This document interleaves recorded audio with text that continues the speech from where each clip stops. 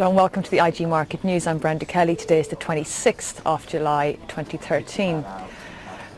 Equity markets today do seem to be taking a little bit of a step back, with key resistance levels likely creating a bit of profit-taking levels for some of the investors. We're seeing the 8,400 level at the DAX, the 6,660 level at the FTSE, and the 15,600 and 1,700 levels for the Dow and S&P together, creating a little bit of a barrier to any further upside. Consequently, a lot of our clients here are for the most part short, with 55% short on the DAX and 51% short on the FTSE and 75% of short on both of the key US indices.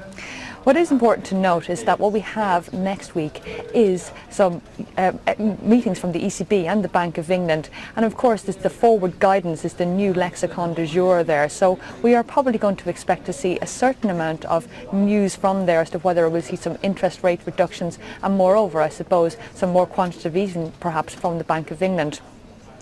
What's more important though is the Fed guidance.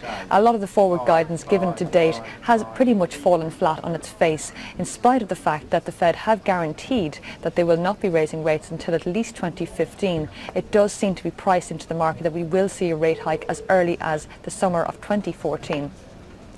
Further to that, we have no inflation problems really in the US, so there may be a deflationary concern there, which would lead you to believe that perhaps Bernanke will lower the unemployment level of 6.5%, which is the target, and of course the inflation target of 2.5%, perhaps to 1.5%, in order to provide more monetary stimulus and possibly avoid any deflationary concerns.